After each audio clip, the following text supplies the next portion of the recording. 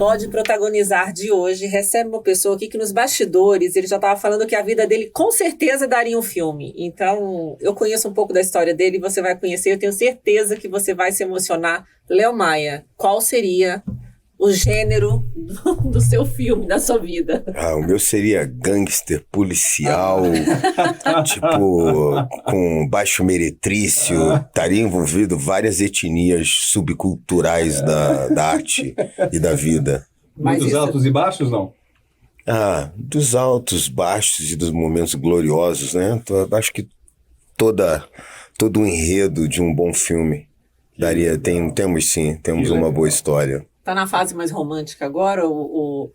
A fase policial já passou? Ficou mais na rebeldia, na adolescência ou não? Ainda não?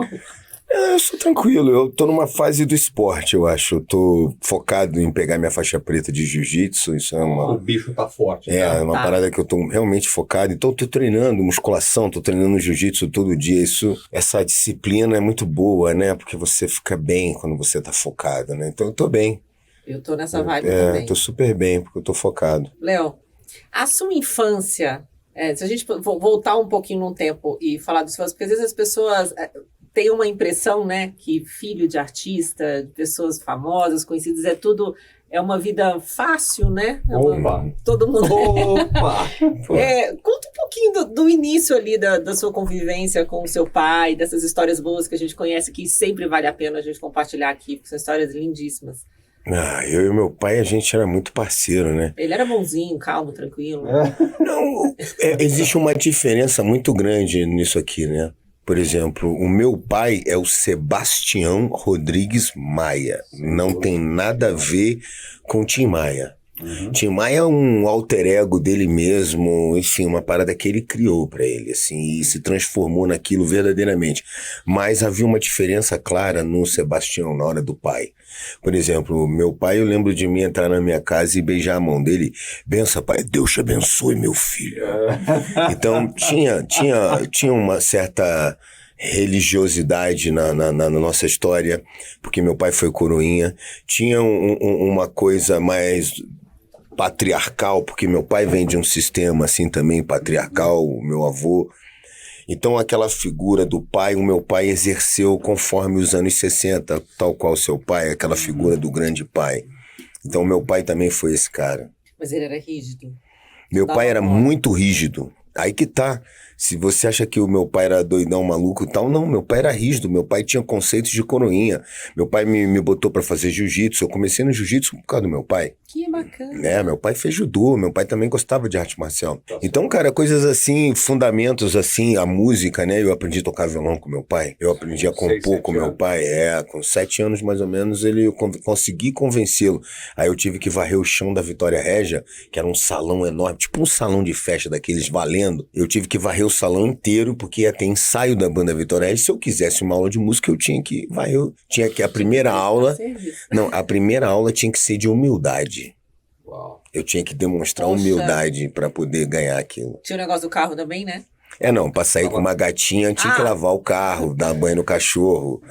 Tinha que rolar um trampo. No mole, não. Isso, como a gente fala aqui muito de protagonismo, isso te forjou a ser Não, claro. puta cara que você é. Não, o meu pai, eu acho que o fundamento da nossa relação, a nossa troca foi: eu dei um amor puro e verdadeiro e ele me ensinou tudo o que pôde.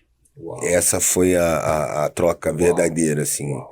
A gente trocou isso mesmo. Eu amei ele profundamente, a ponto de, com 13 anos de idade, observando, aprendi a dirigir para que no momento em que ele precisasse eu assumisse o volante. Então eu aprendi me lembro com 6 anos de idade que suco de laranja com muito açúcar era uma parada chamada glicose que ele levantava, se ele não tivesse legal. Então eu gostava mesmo do meu pai. Eu não sabia, eu me lembro que com 5, sei lá, talvez 6, eu não sabia fazer conta, né? Eu não sabia, quantificar o dinheiro. Mas o meu pai tinha, na época, os coroas tinham aquelas carapaças, assim, aquelas carteiras grandonas que bota debaixo do braço.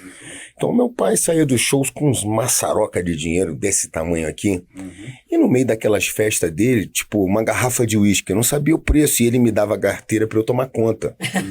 Então, e todo mundo pegava, cara. Era muito louco. E eu não sabia, defender ele a tal ponto, mas eu sabia que eu tinha que defender, que eu não podia deixar a galera zoar a parada dele. Uhum. Então eu, tipo, sei lá, uma garrafa de uísque, eu preciso comprar uma. Seu pai falou, eu pegava sei lá, uma quantidade, metade de uma largura de um dedo e dava pro cara comprar um. Tipo, porque os caras pegavam de mão cheia, assim, entendeu? Então eu aprendi muita coisa muito cedo, cara. Eu tive que lidar com muitas realidades muito cedo, assim, para defender o meu pai, para ajudar meu pai, então... E falar em ajudar, ele ajudava muita gente também. Né? Não, Ele, meu assim, pai era... Quem não conhece a história do Tim, além da música, ele era um cara muito, muito generoso. Né? Muito. Um amigo verdadeiro de muita gente, inclusive, relevante, deu as costas para ele, né? E, enfim, ele deu a volta por Coisas cima. da vida, né? Coisas da vida. Uhum. Histórias de filme. É assim que acontece, É. tá certo? E de fato gerou uma história, um protagonismo de vida que, enfim, que perpetuou, né? E perpetuou hoje em você, né? Que é um reflexo aí do teu velho.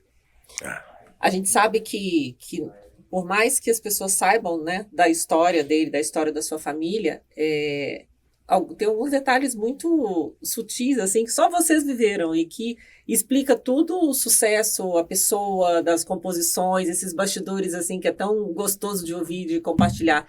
Se você for selecionar alguns importantes, assim, que merecem ser compartilhados aqui... E lembrando que é da de tua algum- história. Da claro, tua história, relacionado que ao teu você meio viveu familiar. e tal. Quais seriam? Qual que você acha que é importante destacar? Eu me lembro muito, assim, na minha infância, de crescer nos corredores do Chacrinha, né, cara? Uau! Chacrinha, tipo assim, Abelardo Barbosa. a minha infância inteira eu passei nos bastidores, assim. E eu lembro de um dia, isso perfeito, claro, como agora aqui. Meu pai estava em casa, o Chacrinha estava rolando e estava o José Augusto. E o José Augusto emplacado, né? Aquela que ele estourou mesmo. Aí tocou uma, tocou duas, tocou três, tocou 4 canções. Aí meu pai falou assim, então quer dizer que o Brasil agora tá romântico.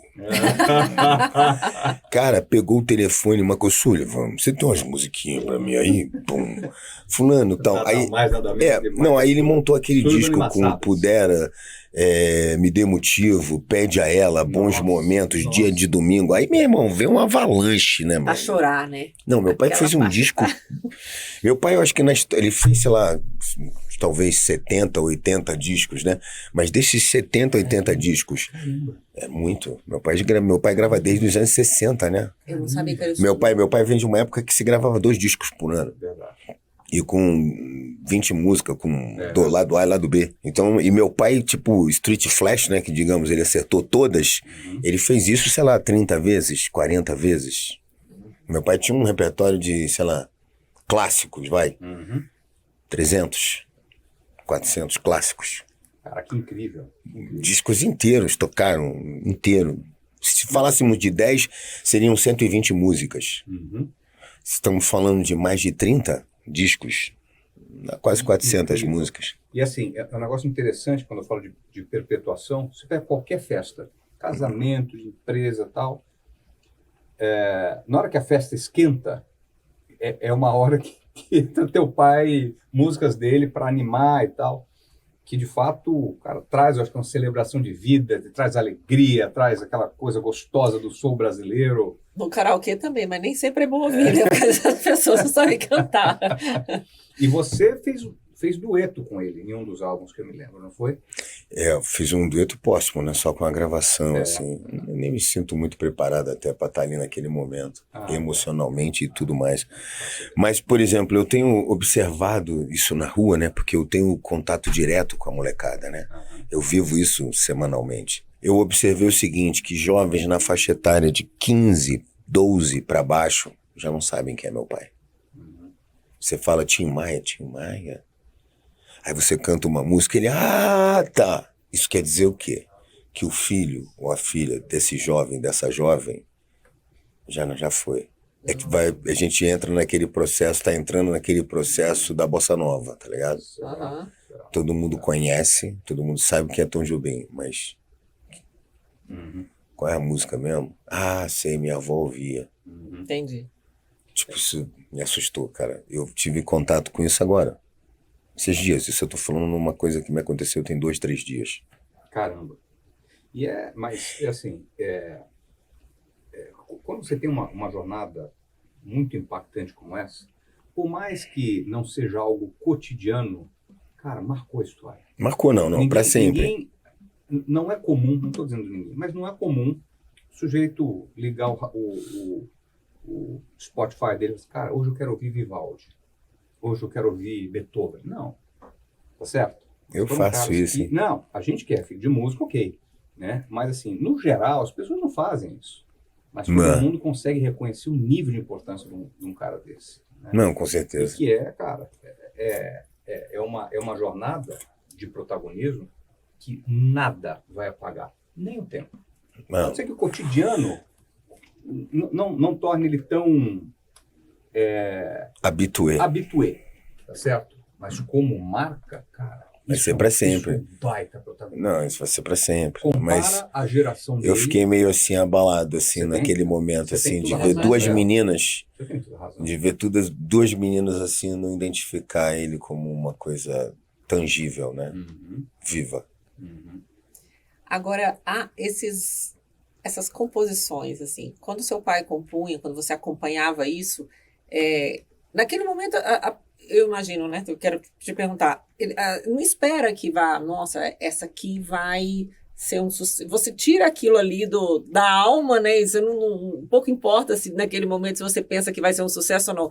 E ele teve inúmeros sucessos. Esses bastidores dessa composição, de alguma que você acompanhou, que você viu estourar e que viu, qual foi? Putz, vi várias. Todas, né?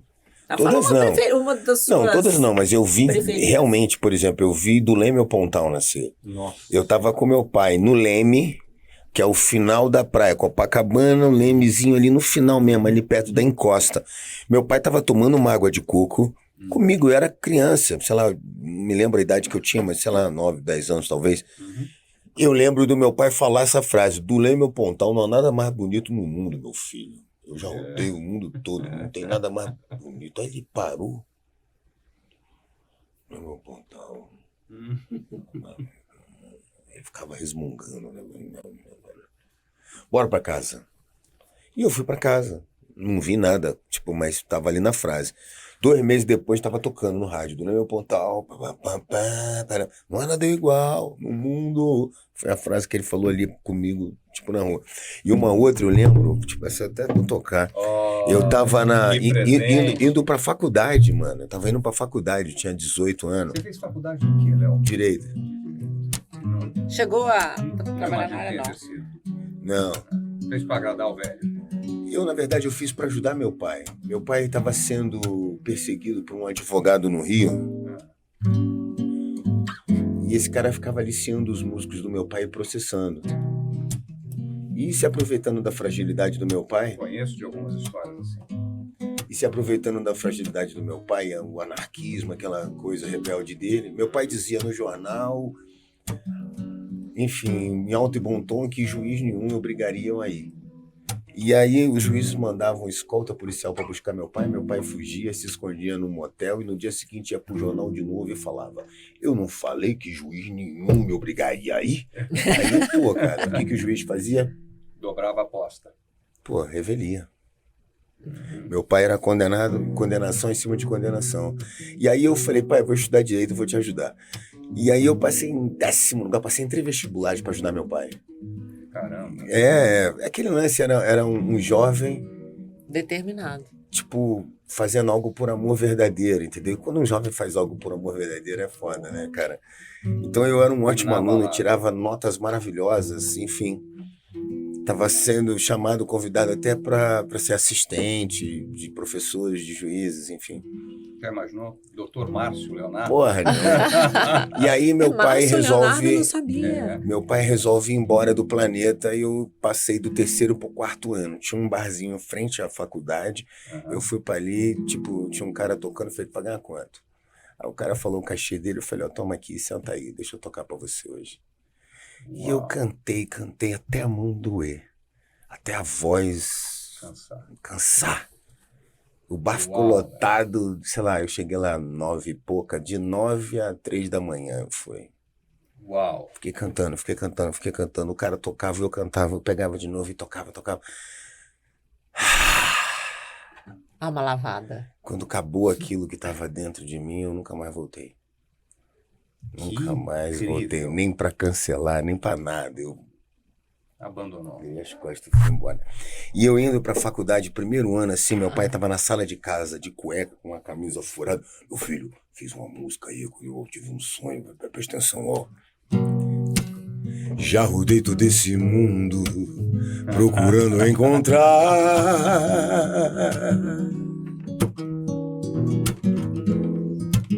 um amor, um bem profundo, que eu pudesse realizar. Aí é o seguinte, né? Você tá falando assim, o cara não sabe que é sucesso, que vai ser sucesso.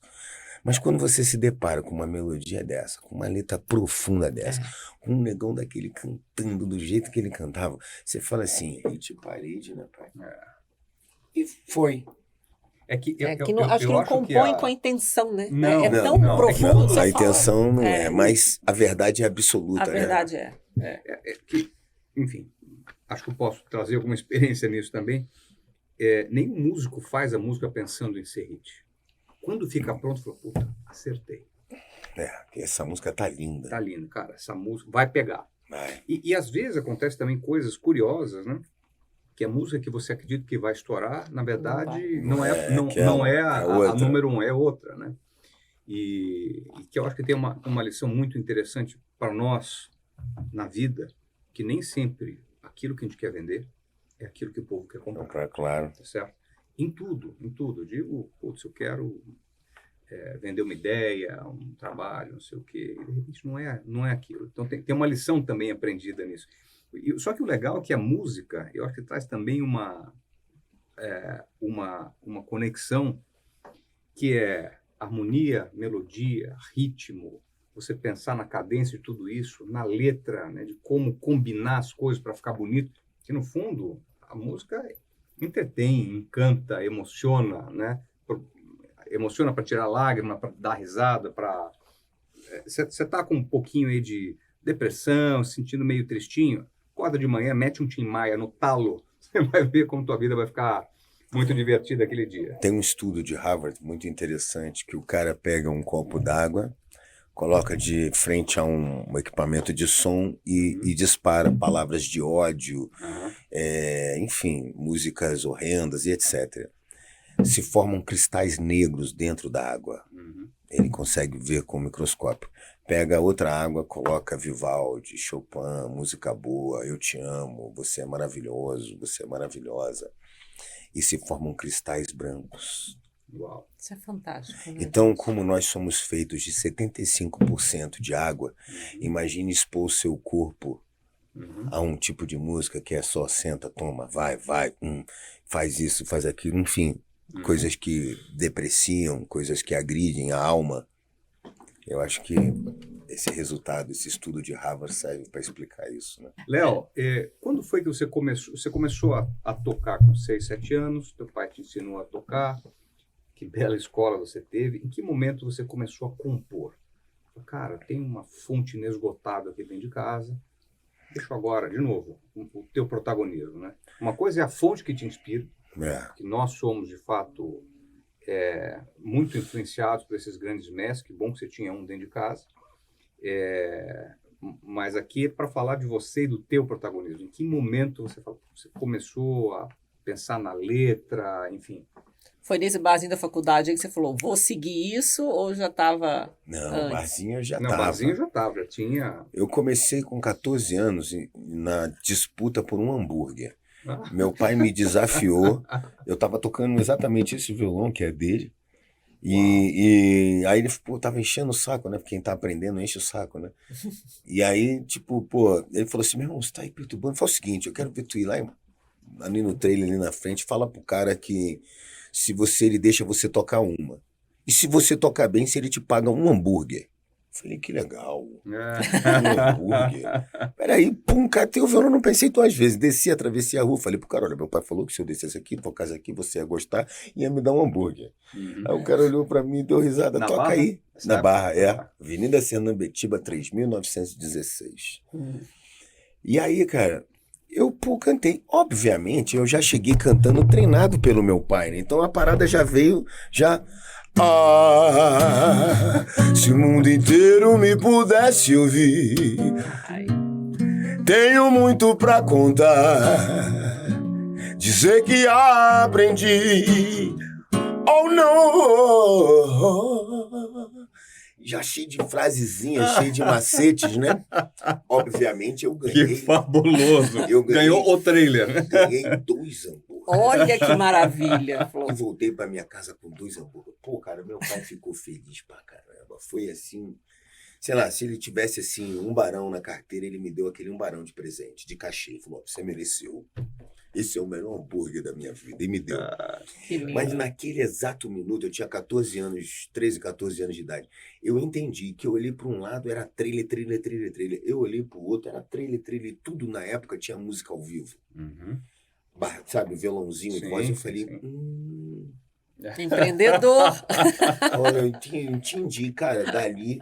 Aí dali eu comecei a ganhar dinheiro, tipo assim, obviamente dentro daquele nicho de mercado, assim, mas eu tinha dinheiro todo dia.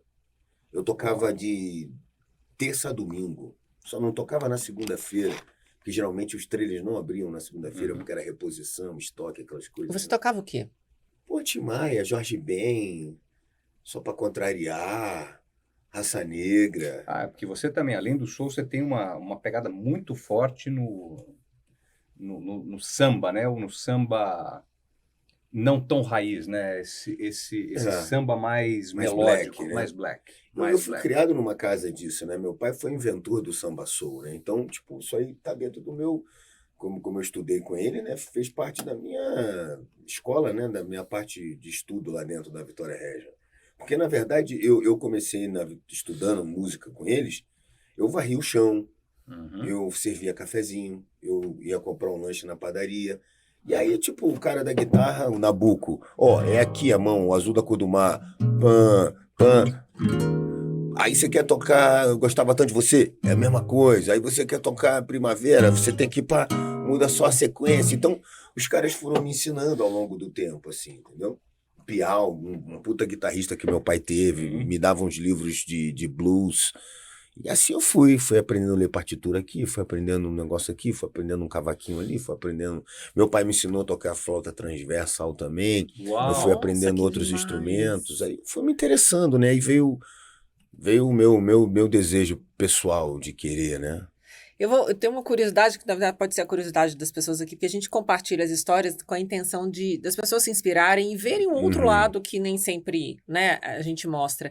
E essa sua trajetória, até você começar a compor e hoje, então, né, com a sua carreira, você teve... Porque você passa uma impressão de fortaleza total, assim, mega decidido, vou fazer. Foi sempre assim? Ou você teve... meio que ficou na incerteza, em mudar de área, fazer outra coisa. Como foi esse processo de construção para você, da sua vida? Teve certeza da música? Ou de vez em quando fala, putz, isso aqui pode ser um hobby, ou fazer alguma outra coisa, isso aqui é uma coisa que pode fazer, mas talvez não viver a vida disso. Que você assistiu também os altos e baixos do velho, certo? E tem uma tendência a não, né, a não querer... A não querer repetir. Não querer repetir. Os perrengues que os nossos pais passaram, tá certo? Se bem que os perrengues dele estavam muito mais pelo lado da rebeldia, da anarquia e tudo mais, do que pelo lado musical que... Só que ele não tem cara que teve isso. Você tem cara que passa essa certeza o tempo inteiro, assim, da sua vida. Não sei lá, porquê. A música, ela me foi a salvação. Ela não foi uma coisa que eu, tipo, herdei, assim. Então, eu, com 14 anos, eu tocava porque eu queria comprar meu tênis. Eu queria comprar o tênis maneiro, eu queria comprar umas camisas maneiras, eu queria tal. Porque tinha uma diferença, entendeu? Eu ficava com o amor, com os ensinamentos, como eu voltei. O meu irmão ficava com as paradas maneiras, meu irmão se dava bem. Então, eu fui atrás das minhas coisas. Eu, comprava minha roupa. Então a música pra mim era isso. Eu não imaginava ser artista, mas eu queria comprar um tênis. E eu sabia que se eu tocasse em 2 lugares, aquele tênis que eu queria, era à vista. Eu não, podia comprar. E meu primeiro carrinho eu comprei à vista, tocando. Que legal. Meu primeiro apartamentinho, eu tive um apartamentinho em Jacarepaguá, eu comprei tocando em praça de alimentação do shopping center. Imagine você pagar um apartamento, mesmo num lugar mais barato, óbvio, Uhum. mas tocando, tipo, nos shoppings. Eu Uhum. botava 2.000 pessoas nos shoppings, por isso que eu paguei. Nossa, Uau. que delícia. Então, tipo, a galera, foi aí que eu comecei a acontecer. E aí meu pai faleceu. Eu fiquei um ano maluco. Que ano você, que idade você tinha? Eu tinha 19 para 20 anos, né? Eu já fiquei super maluco e tal. Eu tive. Muito louca a minha história. Eu fui salvo porque Deus, tipo, resolveu me salvar. Eu tava passando, meu pai faleceu, já tinha uns dias, eu não tava bem de saúde, nem sabia. Passei numa rua, uma vizinha de quarteirão que eu nunca tinha visto na minha vida. Olha, me viu na televisão, tô meus sentimentos pelo seu pai. Olhou pra mim assim, você tá bem? Falei, tô bem, obrigado. Mãe! Mãe! Aí deu um berro, mãe! Aí a mãe vê o que que é, menino, não sei o quê. Olha pra ele, mãe. É o filho do Tim, a mãe olhou. Você tá bem, meu filho? Aí, Não era só tristeza, né? tipo, não, entra aqui. Tipo, nunca vi na vida. Me botou dentro da casa dela. Você já comeu, meu filho? Eu falei, não. Aí fiz um negocinho, me deu pra eu comer. Eu dei uma garfada, dei duas. Comecei a expelir o que eu tinha comido com sangue. Eu estava vomitando sangue há alguns dias. Eu achava que era normal, que era nervoso. Enfim, eu estava com gastrite hemorrágica. Caramba. Essa senhora olhou para mim, ela estava limpando a casa, Brad. Ela olhou para mim, pegou uma bolsa assim, liga pro seu pai, avisa o que tá acontecendo. Eu tô indo com o menino pro hospital e só volto quando tiver. Isso era 1 da tarde, a gente voltou, era meia-noite. Caramba. Cara, eu fiz exame de tudo, assim. O cara deu umas 3 páginas de remédio. Falou assim, ó, o menino tá morrendo. Se piorar, traz aqui que a gente tem que operar de emergência. Mas ainda existe uma possibilidade da gente conseguir reverter isso aqui com esses remédios. Ele precisa de 60 dias, ele só pode comer isso, isso e isso. E tem que ter isso, isso e isso de cuidado. Meu Caramba. A Deus, mina que me levou vizinho. pra casa dela. Meu pai tinha acabado de morrer, Bre. Me levou pra casa dela, subiu, conversou com o marido dela, o marido do seu Hernando, um negão, um negro. PhD numa parada assim, o cara era monstro, tipo, Arrumado. gênio. Cara Não, arrumado. gênio, era um senhor gênio. Genial, ele era genial. Ele desceu, olhou pra mim. Tudo bem, meu filho, fique tranquilo que a gente vai ajudar você. Foi só o que ele falou comigo. A esposa desceu, dona Orcélia, me pegou e falou pra filha dela assim, ó, tem arruma aquele quartinho que era o quartinho de empregada. Meu filho, só tem 2 formas de você sair daqui da minha casa. É depois do tratamento todo, completo. 2, se a sua mãe vier aqui na porta te buscar. Eu falei, olha, eu tô sozinho no mundo. Uau. Se a senhora me der os remédios, eu vou lá pra casa do meu pai, eu tomo tudo direitinho. Meu filho, em hipótese nenhuma, você sai daqui. Fiquei 60 dias, até ela me botar de pé. Quando ela me botou de pé, eu voltei pra casa do meu pai. Né? Fiquei um tempo. Mas eu tomava café, eu almoçava, eu jantava ali na casa dela. E quando não fazia isso, não comia. Até que um dia eu passei, sei lá, tava uns 3 dias assim, meio na minha. Fiquei 3 dias sem comer nada. Passei na frente de um bar, na casa de um cara que era muito amigo do meu pai. Dono de um bar, ex-gerente da Caixa, assim, que vendeu tudo e montou um super bar lá no Recreio dos Bandeirantes. Passei. Ô, Léo, senta aqui. Me botou pra sentar. Aí ele pediu nó de corda, feijão de corda, aquelas paradas assim, tipo uns 3, 4 pratinhos. Mano, eu tava com tanta fome que eu comi tudo. Ele olhou pra mim e falou, fulano, traz mais não sei o que, mais não sei o que, tal. Eu comi tudo de novo, mas quando eu comi, eu me saciei. Sabe quando você dá aquela respirada, tipo... Uau. Ele olhou pra mim dentro do meu olho, eu não esqueço isso, cara. Léo, faz o seguinte, a partir de hoje, Vem comer aqui. você vem aqui e toca nos intervalos de todos os caras aqui que você vai comer aqui com a gente. Uau. Toquei no intervalo do show do Jorge Versilo, pelo prato de comida. Com esse violão aqui, depois que meu pai faleceu. Então, não é que eu sou decidido, é que a música, pra mim, ela me salvou várias vezes na minha vida. Colocou anjos na sua vida. Ela me Nossa, tirou que- de tudo. Então, a voz, abrir, pegar um violão e cantar. E quando você faz isso, Preta, com a alma destruída, com a alma doída, nossa, vem um canto, vem um negócio que até hoje esse canto tá comigo. Até hoje eu vivo de música. Caramba. Eu nunca fiz absolutamente nada na minha vida a não ser cantar. Eu não sei fazer outra coisa. Não é que eu sou mega decidido. É a única opção. Nasceu. Uau. É a única opção. Poxa, Caramba. fiquei até sem. Precisamos. Traz produção, Ai. traz um cilindro de oxigênio aqui, por favor. Léo, Ai. cara, que forte isso que você trouxe, cara. Que forte, olha. Não, Cara, tanto, de tanto o arrepiar. homem do bar quanto a vizinha, Deus coloca assim, o caminho da gente, né? Aí a pergunta que eu Pô. faço é, se não tivesse música, cara, talvez não tivesse tido a solução que teve. Sim. Simples assim. É muito louco isso. Eu tive contato com muitos caras da música, né, claro. Muitos compositores e tudo mais que falam isso que você falou, cara, quando você está passando por uma dor, uma amargura, quanto que a música, de fato, cara, transcende, né? Seja para compor, né? Eu lembro, meu pai compunha muito com a Isolda, você deve lembrar dela, compôs muito com o Roberto. E eu assisti muitas vezes os dois compondo e ela fala, Rony, não está saindo, eu estou muito feliz, está precisando de umas tristezas e tal, para trazer músicas fortes e tal, poderosas. E você acabou de falar da tua experiência com isso, quanto que, putz, a música vai além, né? A gente sente, né? Na hora Que que a gente fabuloso. escuta, a gente sente que tem essa energia toda, né? Igual você falou o negócio da água. Eu perdi até o chão, perdi até o rumo aqui com essa história. Bom, aí você teve o show nesse lugar, enfim, e de repente você falou, cara, deixa eu me organizar, que eu acho que eu tenho uma trajetória, você estava se curando de um luto e se curando de uma adversidade de saúde poderosa, pelo jeito, né? Uma puta pauleira.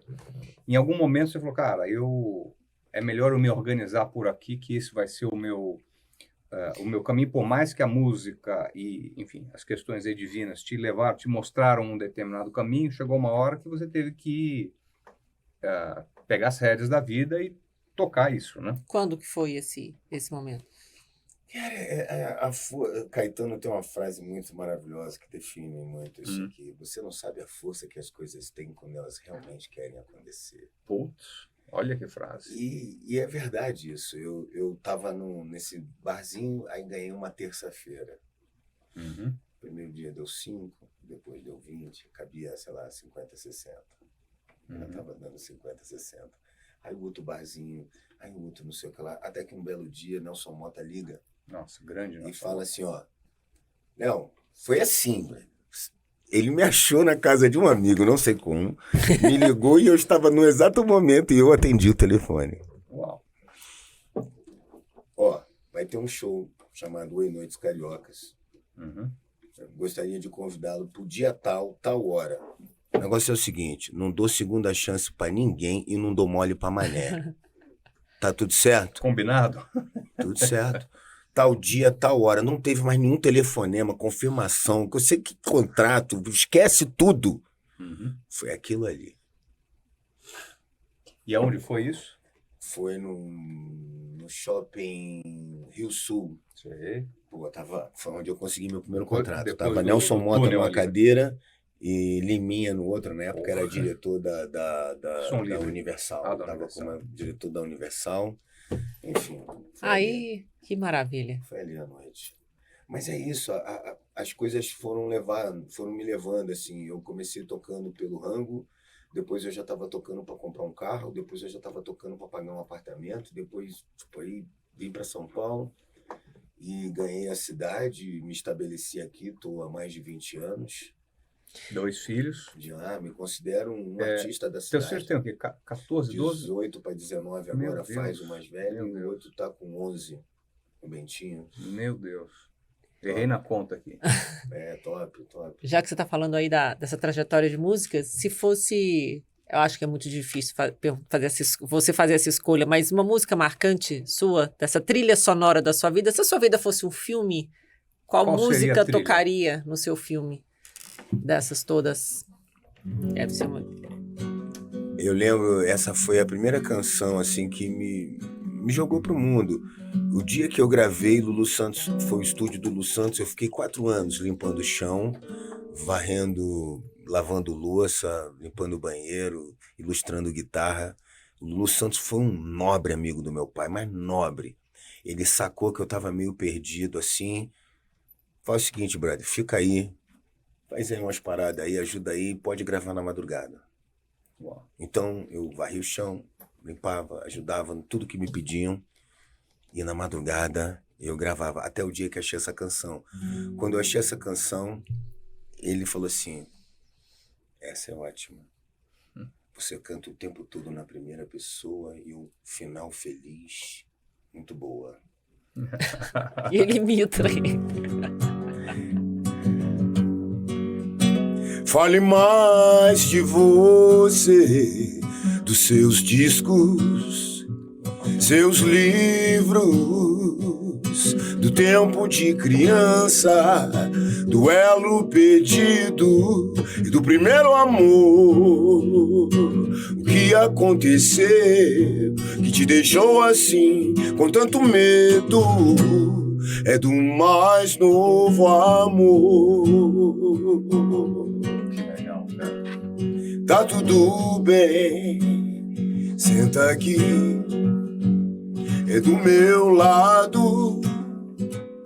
Prometo não avançar o sinal vermelho dos seus olhos. E quando você pedir pra parar, baby, eu paro. É uma história de amor, é uma história de amor. O que eu proponho pra você, minha menina, é um final feliz. O que eu proponho pra você, minha menina, é um final feliz. Com rosas e jasmim pra enfeitar o quarto, pra gente se amar, amar, amar, amar, amar. Uau! Que letra Uau. linda! Adorei! Que fabuloso! Essa foi a primeira canção que tocou numa novela da Rede Globo. Essa foi a primeira canção que eu vi no meu show, o carrinho de pipoca, o cara do caldo de cana, sabe aquela estrutura que fica fora do show, né? Sim, do lado sim, da rua, sim. assim, que, tipo, realmente você trouxe a parada, né? Aham. O circo tá montado em teu nome. Então foi essa música que... É um Nossa, romântico. que então, lindo, que lindo. posso falar até lindo. que o gênero do seu filme agora já mudou para uma Já comédia saiu romântica, já, com essa trilha Não, mas sonora aí tem o maravilhosa. romance, tem a comédia. É isso, eu passei por tudo. Eu sou do circo. Literalmente, verdadeiramente, eu sou do circo. Falando de música, quer dizer, a sua parte autoral está muito ligada a samba soul, soul music puro, raiz aí de Vitória Regia, etc. Mas você tem um pé no romantismo também, né? Sim. E aquilo que você gosta de ouvir e aquilo que você gosta de compor, é a mesma fonte, é a mesma água que se bebe, ou você separa um pouco? Não, eu gosto de ouvir certas coisas e compor ou tocar outras. Eu ouço muita coisa que não tem a ver com a minha etnia musical Legal. profundamente. Por exemplo, eu amo música clássica, né? Aham. Porque não me faz pensar, é etéreo, né? Uhum. Enfim, não me faz pensar, me transporta. Eu sinto só a música, é como se eu... É muito louco, né? Mas é como se eu visse as notas, sabe? Eu vejo a coisa assim, eu sinto aquela cor, eu vejo o espectro do negócio aqui na minha frente. Então, eu me sinto bem com aquela sensação que aquilo me dá. Mas eu ouço tudo, eu ouço samba de raiz, eu ouço... Estava até recentemente conversando com o João Augusto, presidente, né, de inúmeras multinacionais aqui no Brasil, sobre um projeto que eu estou a fim de fazer, perguntando, que ele é meio que meu guru agora, assim, então, perguntando o que ele achava e tal. Devido a porque, olha só, eu venho Pode de um... contar desse projeto? Pode dar spoiler? Não, agora não. Estamos naquele processo do artista quanto coisa, né? Ele, tipo, nem ele sabe. Mas, por exemplo, eu comecei como crooner, né? Eu venho de uma época em que a gente fazia baile mesmo. E meu pai foi muito legal comigo. Meu pai pediu pro maestro Severino lá, que era da Orquestra Tabajara, para me dar um house school. Então eu fiquei, sei lá, 2, 3 meses lá tomando esporro e aprendendo a cantar, entendeu? Então, mas foi muito legal, porque foi a minha primeira experiência com banda grande, com tipo orquestras e tal, sabe? Aquilo foi uma base. E dali eu segui, eu participei. Bicho, eu fiz teste até pra banda baiana, eu não passei. Sabe? Pra banda de Axé Music, tá ligado? Eu fiz teste pra banda de Axé Music, eu não passei, mas eu fui, cara. Eu queria muito vencer, cara, eu queria muito. E eu entrei pela porta de serviço, que é o que eu mais me orgulho, né? Tipo, eu não devo favor pra ninguém, eu não fiz nada de errado, meu nome é limpo do começo até agora, tá ligado? Então eu sou um cara de consciência e alma tranquila, assim. Eu perguntei da música, que eu acho que, como vários tipos de arte, você se inspira em outras coisas. Claro. Também, né? Acho que a música clássica acabou sendo o berço de tudo que a gente ouve até hoje. E às vezes, cara, isso aqui tem um acorde diferente, isso aqui tem uma melodia diferente, isso aqui de repente tem uma evolução que mexe, enfim. E aí a gente acaba, até de um jeito não óbvio, né? Um jeito assim mais discreto, de ter essas inspirações, né? Por isso que eu acabei perguntando. E a tua relação familiar com os teus filhos é também por meio da música? Pô, não dei essa sorte. Não? Não dei. Mas você deve ter sido com eles o que o Sebastião foi com... Fui mais maneiro, eu acho que foi esse o vacilo. Com Márcio Leonardo. Pô, fui mais maneiro. Eu, por exemplo, o meu filho, o Jorge... Cara, Jorge é o mais velho. Ele com 10 anos, eu tinha chegado de show, eu me lembro como se fosse agora. Tava dormindo, assim, sei lá, era mais 11, 1h da tarde, que eu tinha chegado de viagem. Aí eu tô ouvindo lá alguém com a minha guitarra, tocando John Mayer. Falei, pô, mano, quem é que tá aqui dentro da minha casa? Mas tocando com inflexão, com frase, com sabor, sabe?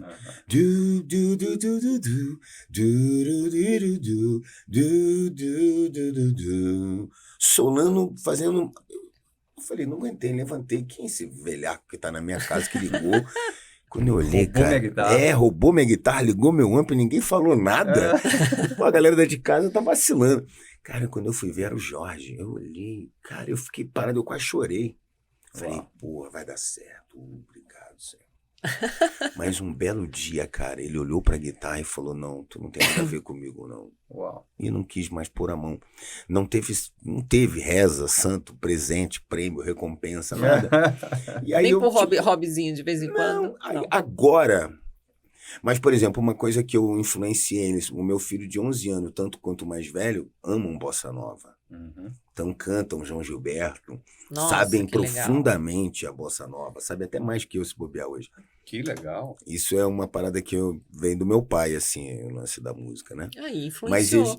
Mas eu queria ter tido um músico, né? Queria ter tido um filho virtuosão, assim, imagina, é adorado. Eu acho que os pais têm, no fundo, desejos, né, com relação à extensão da sua própria existência nos filhos, e que é super natural que a gente pense assim, mas no fundo, o que a gente mais quer é que os caras sejam felizes, tá certo? Claro, pô. Então, se teu filho não estiver tocando guitarra, mas fala, pai, tô felizaço, eu acho que talvez é mais forte do que a própria música, amigo. O Jorge eu acho que tá mais pra dono de termas do que pra música, né? Então vamos deixar, né? É um Maia em outra vertente. É um Maia. É muito. Eu quero música. Posso? Tenho direito? Claro, vamos. Aqui, ó. Tá no voucher? Tá no voucher, então vamos aí. Então vamos tocar aqui um Azul da Cor do Mar, vai. A gente tá... Ah, e tem essa história, né? Não é essa história Não, da primeira composição música do Tim, que as portas do todas... apartamento? É essa aqui. É essa. Ah, essa história é linda. Então você quer com história? Com história. Quero com Então tá, história. beleza. A história é o seguinte, meu pai estava morando nessa época de favor na casa de 2 amigos. Uhum. Dormia num sofá chamado dromedália, porque tinha uma corcova no meio, assim, entendeu? E tadinho, dizia que sofria demais ali. E nessa época, meu pai tinha uma única muda de roupa, uma calça xadrez, uma camiseta branca que ele chamava de centro-peito e um paletó, acreditem vocês, dado pelo Roberto Carlos. Uau! Então, meu pai, tadinho, dizia que para caber no paletó, ele tinha que andar com os ombros arqueados, assim, né?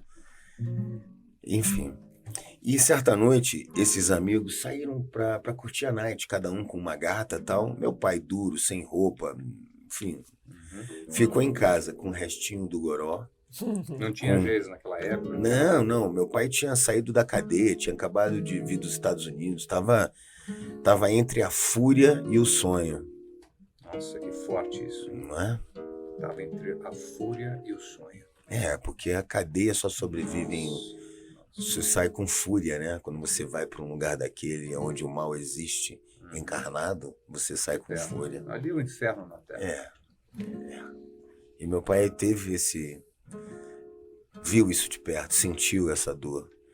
Então, numa noite onde que qualquer um desistiria, se rebeldearia, enfim, criaria um tumulto para todos, meu pai dormiu pobre de Marredeci e acordou depois de 6 meses após fazer essa canção milionária e virou o gordinho mais amado do Brasil. E ainda virou meu pai na sequência. E a canção, ó, é essa aqui. Mas escutem essa canção com a ideia de um cara que estava sozinho, numa noite solitária, sem perspectiva, sonhos, revoltas, incertezas, dureza e uma mágoa profunda no coração e na alma, solidão. E aí... E muitas portas tinham se fechado para ele também. Não existiam nem portas ainda. A gente tá falando no Sebastião, não era o Tim Maia ainda. Mas ouve essa canção com essa ideia, ó. Ah, se o mundo inteiro me pudesse ouvir, tenho muito pra contar, dizer que aprendi que na vida a gente tem que entender que um nasce pra sofrer enquanto o outro ri. Yeah.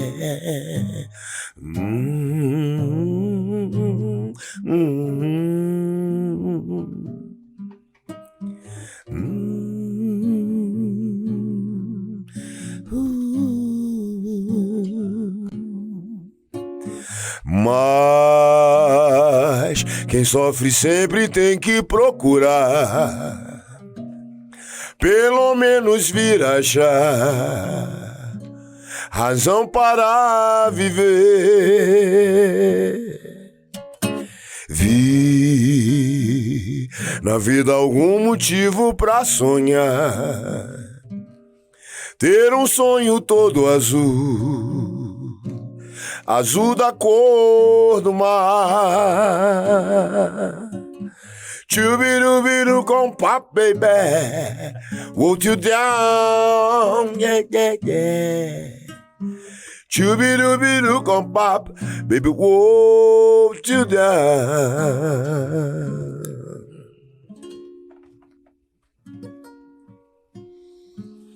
Meu Deus. Uau. Essa música Uau. é maravilhosa. E que vozeirão, hein, meu velho?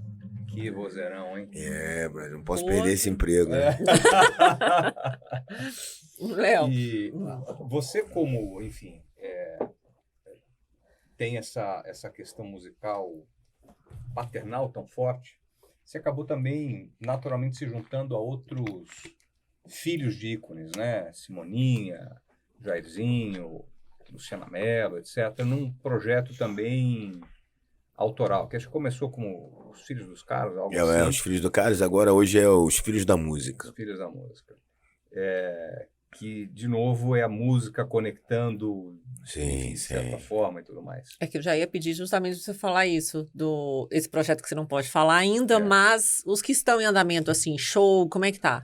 A gente tá fazendo os Filhos da Música, de vez em quando rola pelo Brasil. É isso, existe uma demanda reprimida de música boa muito grande, brother. Assim, e existe um público muito grande. A gente, pô, graças a Deus, por onde foi, e a gente, pô, foi para Manaus, foi pro Nordeste, para Minas, pro Sul. Rodamos o país praticamente de ponta a ponta. Casas lotadas, teatros lotados, clubes lotados, enfim, é isso. Meu pai, Simonal, Jair Rodrigues, deixaram pessoas com muitas saudades, né, cara? Claro. E graças a Deus o empresariado artístico brasileiro tem ciência disso e promovem grandes eventos, assim, para essa etnia musical, assim, e a gente tem feito bastante. E eu, pô, faço o show também. O teu show intimista, que é um escândalo, né? Mas como projeto, assim, a gente faz também o tributo ao síndico, né?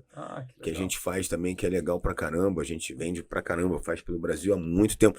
Bem dizer a verdade, quem cuidou de mim depois que eu voltei a cantar, naquela fase lá, foi a turma do meu pai, que me descobriu e começou a cuidar de mim. Dali, que linda. Nunca mais. Que legal. Teu pai tinha empresário? Ou era um cara mais Meu pai tinha, mas meu pai era meu pai, né? Tudo mudava a cada ciclo de horas, assim, né? Dependendo do horário que você ligasse, né, cara? Que legal. Eu vi uma do Washington Oliveto demais. O Washington Oliveto chegou pra menina que, né, o braço direito dele falou assim, olha, o negócio é o seguinte, de 8 da manhã até 1 da tarde, o que o Tim Maia falar, você só diz sim. Já sabia o horário. Se ele falar o que ele for, sim, claro, vamos levar, tá tudo certo, você tem razão. Você tem razão, normalmente é a frase que o marido fala pra mulher, né? Tá bom, você tem razão. Eu achei demais o Nelson Mota, né, cara? Que legal. Agora é o seguinte, a gente sempre pede pro convidado escrever uma frase. Você falou, mano, no início da nossa conversa, muito maravilhosa. Ser um corte nervoso. Mas eu não sei se é essa, né? Uma frase marcante para você. Então, essa frase você escreve, ela vai virar um post no nosso... Pode escolher qual caneta você quer. E a gente deixa isso registrado.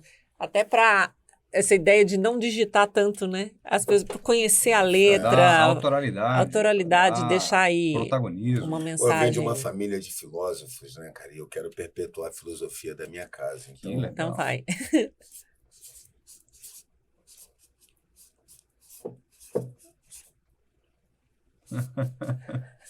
Tudo e nada.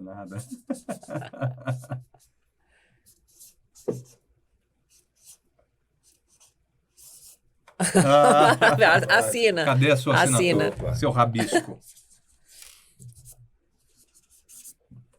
Agora, não te perguntamos o filme que marcou a sua vida. Qual filme? Você gosta de cinema? Amo. Eu tinha 13 anos de idade, tinha ganho da minha mãe um boné lindo, mano, vermelho, assim, tal. Eu lembro do boné, que ele nasceu na época que eu pegava onda. E aí eu fui amarradão no cinema. Chegou, sei lá, 500 metros do cinema, passa um cara de bicicleta e rouba meu boné. Uau. Eu fiquei, eu ainda tentei correr atrás, o cara grandão e eu pequeno. Vai correr atrás o quê, meu irmão? Volta, vai. Aí eu falei, não, eu não vou desistir, vou ao cinema. Chego lá no cinema, tá passando José Wilker, Tenório Cavalcante, o Homem da Capa Preta. Uau. Cara, eu nunca esqueci esse filme, tudo que me aconteceu pra eu ver esse filme. Então, pra mim, é um dos filmes mais emblemáticos e mais queridos, porque tem uma história mais forte por trás dessa, que é o quê? É uma criança que podia ter voltado pra casa chorando pela perda do seu boné. Tentou encarar um malfeitor 3 vezes, 4 vezes maior que ele. Viu que não dava para encarar o cara. Teve a inteligência e a humildade de reconhecer que como guerreiro não poderia enfrentá-lo. Mas como homem, mesmo com aquela idade, eu pude enfrentar o mal que ele me fez, ir ao cinema, ver o filme, achar o filme incrível, nunca esquecer esse filme e estar aqui contando para ele. E isso é o tema e o lema da minha vida. Eu passei por coisas que, como criança, que poucos homens aguentariam. E eu, como jovem, passei por coisas que poucos velhos suportariam. E hoje, como homem formado, tenho uma visão muito clara e muito calma das coisas, porque eu passei por tanta coisa que tudo que vier daqui pra frente é moleza. Meu Nossa, Deus do gente, céu. pegou essa Meu aí, Deus né? do céu. Eu acho que esse resumo aí final, pelo amor de Deus, é um tapa na cara de muita gente que sofre aqui por coisas, né? Dão muita importância para problemas muito pequenos, né? E deixam de viver a vida. Sofrer uma parada assim que, se você for realmente analisar, é uma coisa muito pessoal. Uhum. E porque o que te faz sofrer é pessoal. Pra mim, claro. vai ser um motivo talvez de graça, mas você vai sofrer com isso. Então ninguém tá preocupado com o seu sofrimento. Você vai sofrer sozinha, você vai sentir sozinha.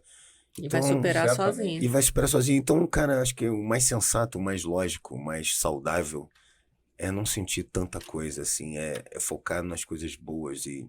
Léo, eu acho que tem duas lições frente. aqui, né? Primeiro, assim, muitos de nós, a grande maioria de nós, não tem problema. A gente tem circunstâncias para Claro. resolver, tá certo? Porque quando a gente compara com outras pessoas, outros personagens, Uau. fala, cara, sou privilegiado. Olha a parte cheia do copo, né? Claro. E por outro lado, seja o bem, sejam as coisas boas ou as coisas ruins, elas passam, tá certo? Com É certeza. já falamos aqui em outros episódios, é como a natureza. Vai ter uma época, cara, que as folhas vão cair. O outono. Vai ter uma época, cara, que putz, não vai frutificar nada. Vai ter uma outra época que as flores vão surgir, que vai ficar tudo lindo e perfumado. Vai ter uma outra época que o calor vai chegar, enfim, vai abençoar de certa forma. Mas é um ciclo, tá certo? Altos e baixos, seus momentos e tudo mais. E aprendendo com a natureza de que os ciclos existem, tá certo? E a gente saber lidar com esses altos e baixos, olhando, cara, pelas coisas que Deus já nos mostrou com toda a sua sutileza, com toda a sua delicadeza. Certo, Dani? Certo, tem um presente para você. Oh, Aliás, que para você maravilha. presentear, né? Maravilha.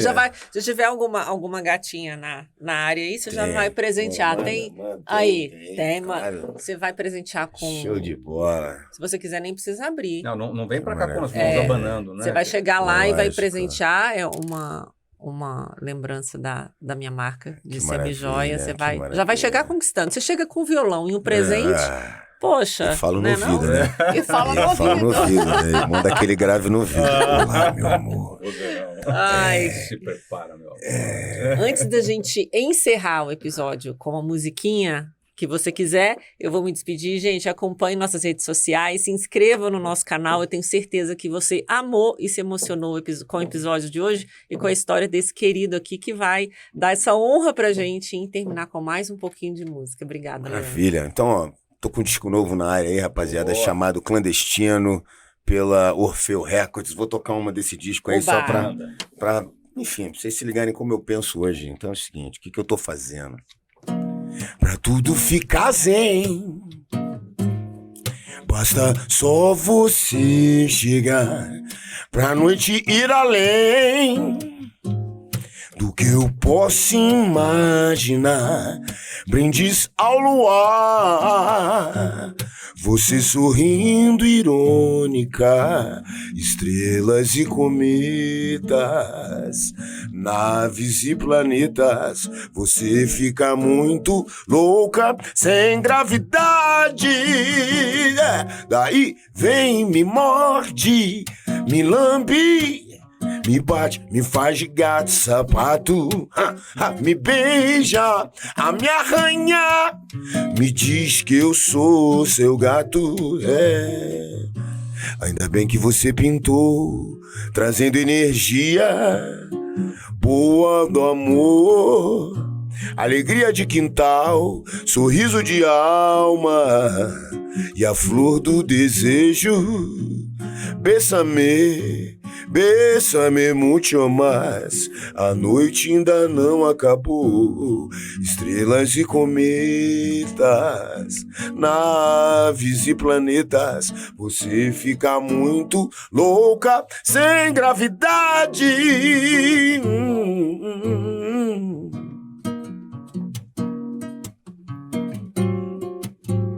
You will know. Que linda! Obrigada! Que Zé, honra! meu irmãozinho. Obrigado. Beijão no Feliz. teu pai, beijão em todo mundo Será? lá na tua casa, hein? Será? Beijão pra todos.